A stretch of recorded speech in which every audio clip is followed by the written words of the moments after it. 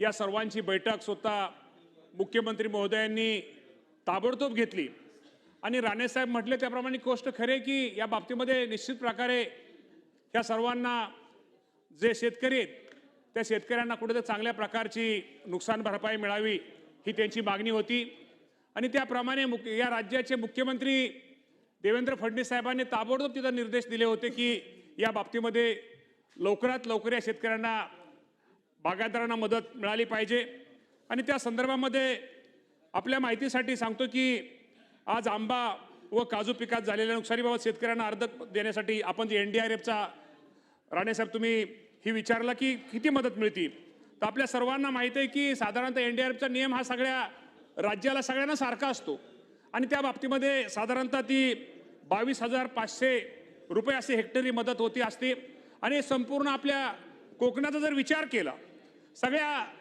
आपण जिल्ह्याचा जर विचार केला त्यामध्ये साधारणतः 209 कोटी रुपयाची मदत ही NDRFच्या माध्यमातून लवकरात लवकर ही आपल्या शेतकऱ्यांना दिली जाईल। यामध्ये जर आपण जिल्ह्याचा जर विचार केला तर साधारणतः ठाणे जिल्ह्यामध्ये 4,669 शेतकऱ्यांना त्यांचं क्षेत्र थोडं ठाण्यामध्ये कमी आहे 295 हेक्टर त्यांना 4,84,00,000 रुपयाची मदत अपेक्षित आहे। पालघरमध्ये 17,612 हेक्टर शेतकरी 17,612 शेतकरी आणि 2,868 हेक्टर त्याची रक्कम 6,47,00,000 रुपये।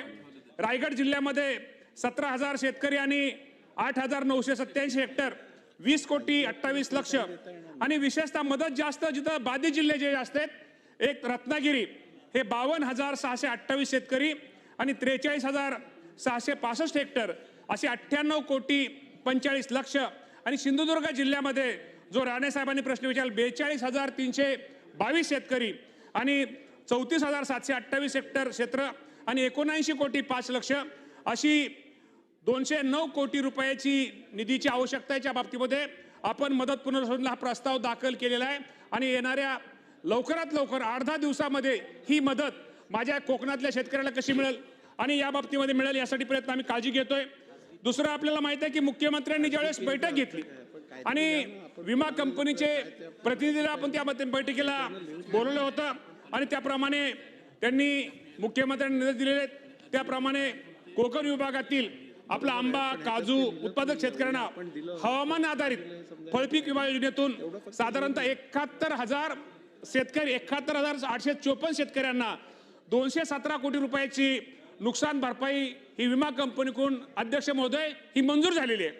त्याचा जर विचार केला जे त्यांनी सिंधुदुर्ग जिल्ह्यात असेल सिंधुदुर्ग जिल्ह्यात सगळ्यात जास्त 85,82,00,000 रत्नागिरी जिल्ह्यामध्ये 36,609 शेतकरी अध्यक्ष महोदय 90 कोटी रुपये रायगड जिल्ह्यामध्ये 7,189 शेतकरी 26,79,00,000 पालघर जिल्ह्यामध्ये 3628 शेतकरी 7,69,00,000 आणि ठाणे जिल्ह्यामध्ये 2,301 शेतकरी 7,37,00,000 असे एकूण 237 कोटी रुपयाची विमा कंपनीच्या आपण रुपये नुकसान भरपाईची त्यांना मंजूर झालेली ही रक्कम येणाऱ्या 15 दिवसाच्या आत माझ्या शेतकऱ्याला दिली जाईल हे आपल्या माध्यमातून सांगतो।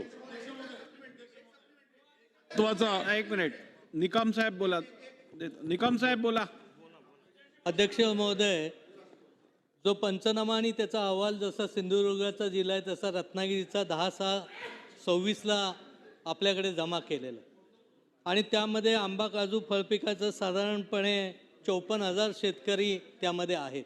या अहवालाचा देखील आपण कुठचाही पुढे विचार न होता हेक्टरी 22,500 रुपये देण्याचं जे मान्य केलंय त्यातलाही 1 रुपया अद्यापपर्यंत मिळालेला नाही।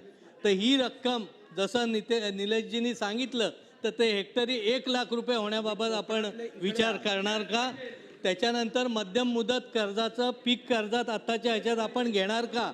आणि ते पीक कर्जात घेण्याबाबतची कारवाई आंबा आणि काजूचं पीक कर्जमाफीत घेण्यात यावी। त्याचबरोबरीने AI तंत्रज्ञानाचा वापर करण्यासाठी आंबा आणि काजूसाठी आपण विशेष लाभ किंवा अनुदान देणार का? हे माझे स्पेसिफिक प्रश्न। अध्यक्ष महोदय शेखर निकम साहेबांनी खूप चांगले प्रश्न विचारले। याच्या माध्यमातून निश्चित प्रकारे या बाबतीमध्ये आपल्या आंबा आणि काजू पिकासाठी जी काय मदत शासनाच्या वतीनं कृषी विभागाच्या मदतीने करणं गरजेचं आहे. ती निश्चित प्रकारे निकम साहेब केली जाईल. हे आम्हाला माहिती आहे की शेवटी कोकण विभागातला शेतकरी हा अत्यंत गरीब आणि एक कष्ट करणारा शेतकरी आहे आणि अडचणीच्या काळामध्ये या शेतकऱ्यांच्या पाठीमागे राहणं, या शेतकऱ्याला मदत करणं ही शासनाची जबाबदारी. इथं बावनकुळे साहेब, इथं मंत्री बावनकुळे साहेब इथं सिनियर मंत्री आमचे आहेत आणि बावनकुळे साहेबांनी पाठीमागं या संदर्भामध्ये या कोकणातल्या शेतकऱ्या संदर्भात बावनकुळे साहेबांनी पण बैठक घेतली होती, मुख्यमंत्र्यांनी बैठक घेतली होती. म्हणजे महसूल मंत्री आणि राज्याच्या मुख्यमंत्र्यांनी निकम साहेब बैठक घेतली होती. शासन या आपल्या बाबतीमध्ये सकारात्मक आहे. शेवटी NDRFचा नियम हा सगळ्याला सारखाच आहे, पण पीक विमा कंपनीच्या आपल्याला माहिती आहे की ह्या बाबतीमध्ये आपल्याला आपला आंबा काजू उत्पादक शेतकऱ्यांना हवामान आधारित जी पीक विमा योजना आहे यामध्ये साधारणतः 217 कोटी आणि तुम्ही ज्या रत्नागिरी जिल्ह्याचा तुम्ही विचारला त्यामध्ये रत्नागिरी जिल्ह्यामध्ये नुसत्या विमा कंपनीकडून आपल्याला 90 कोटी रुपयाची नुकसान भरपाई ही मंजूर केलेली आहे. आणि मी तुम्हाला सभागृह अध्यक्ष महोदय या सभागृहाला सांगतो, ह्या दोन्ही रकमा ही जी NDRFची रक्कम आहे शेवटी मदत पुरवठा आपण तो प्रस्ताव पाठवलेला आहे, तो लवकरात लवकर या अधिवेशनापूर्वीच ती रक्कम कशी मिळेल त्या ताबडतोब आपण GR काढू. ह्या बरोबर विमा कंपनी सुद्धा रक्कम 15 दिवसात कशी मिळेल, ह्या दोन्ही रकमा 15 दिवसाच्या आत माझ्या या कोकणातल्या शेतकऱ्यांना मिळतील ही काळजी हे शेतकरी घेत. कृषी बघेल मंत्री महोदय मला मंत्री महोदयांना हा प्रश्न विचारायचा आहे. मंत्री महोदय, आपण आता काय सांगितलं की आपण सिंधुदुर्ग जिल्ह्याला 209 कोटी रुपये देतोय, बरोबर आहे. 42,000 हेक्टरची जी काही नुकसान भरपाई डिवायडेड बाय 209 कोटी रुपये किती होतात बघा ना. NDRF मध्ये पण बसणार नाही ते. NDRF कुठला रेट देताय आपण आम्हाला बघा. तुम्ही NDRFचा 22,500 रेट आहे, तुम्ही 42,000 हेक्टर म्हणताय, डिवायडेड बाय 209 कोटी काढा, किती होतात बघा. अहो काही चाललंय म्हणजे किती होतात सांगा ना मला.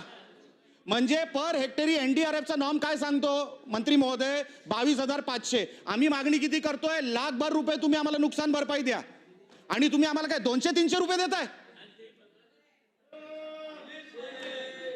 काय साहेब कसला हिशोब आहे अध्यक्ष महोदय, कसला हिशोब आहे. नाही, 1 मिनिट. काही आम्ही ऐकून घ्यायचं अध्यक्ष महोदय. बसून या बाबतीमध्ये ऐका ना, या बाबतीमध्ये महसूल एक मिनिट नाही असं बरोबर नाही. 1 मिनिट मंत्री महोदय, 1 मिनिट. नाही हे शेवटी 1 मिनिट. अध्यक्ष महोदय- सभागृहाने एकदा सदस्यांनी मंत्री महोदयांना प्रश्न विचारल्यानंतर उत्तर तरी ऐकून घ्या. बोला. मी मागाशी सांगितलं की कोकणातला शेतकरी हा चिवट आणि अत्यंत गरीब आणि कष्ट करणारा आहे. या बाबतीमध्ये स्वतः मुख्यमंत्री आणि महसूल मंत्री या दोघांनी आमच्या सगळ्यांच्या बैठक घेतल्या होत्या. या बाबतीमध्ये शेवटी NDRFचा नियम तर पाटील साहेब सगळ्यांना सारखा आहे, त्यामध्ये आपण हे करू शकत नाही. मी आपल्याला एवढं सांगतो, या बाबतीमध्ये कोकणातले जे लोकप्रतिनिधी जे कोकणातले आहेत या बाबतीमध्ये राज्याचे मुख्यमंत्री, महसूल मंत्री यांच्या समवेत सर्वांची परत एकदा बैठक घेतली जाईल. चला प्रश्न क्रमांक 5. अध्यक्ष महोदय, माननीय कृषी मंत्री साहेब जे बोलतायत अध्यक्ष महोदय, हा जो काही ही जी काही जनभावना आहे, ज्या निलेश राणे साहेब असतील, निकम साहेब जे ते खरी आहे अध्यक्ष महोदय. कधी नाही तर एवढं मोठं नुकसान आमच्या कोकणामध्ये आंबा आणि काजूचं झालेलं आहे अध्यक्ष महोदय. फक्त आपल्याला विनंती आमच्या कृषी मंत्री महोदयांच्या वतीने मी करतो अध्यक्ष महोदय, ह्या बाबतीमध्ये आदरणीय मुख्यमंत्री साहेबांनी बैठकही घेतली. NDRF नॉर्मच्या पलीकडे जाऊन मदत देण्याची, स्पेशल केस करण्याची तयारी राज्य सरकारची आहे अध्यक्ष महोदय. हे मी तुम्हाला शाश्वती देतो अध्यक्ष महोदय. म्हणजे NDRF नॉर्मच्या पलीकडे जाऊन, कारण का जो अहवाल खाली गेलेला आहे अध्यक्ष महोदय तो 90% नुकसानाचा आहे, जो निलेश राणे साहेबांनी सांगतायत 90% नुकसान. त्याच्या अनुसार कधी नाही ती जेवढी मदत राज्य सरकारच्या वतीने आंबा आणि काजू शेतकऱ्यांना भेटेल हे सभागृहाला मी सांगू इच्छितो अध्यक्ष महोदय. चला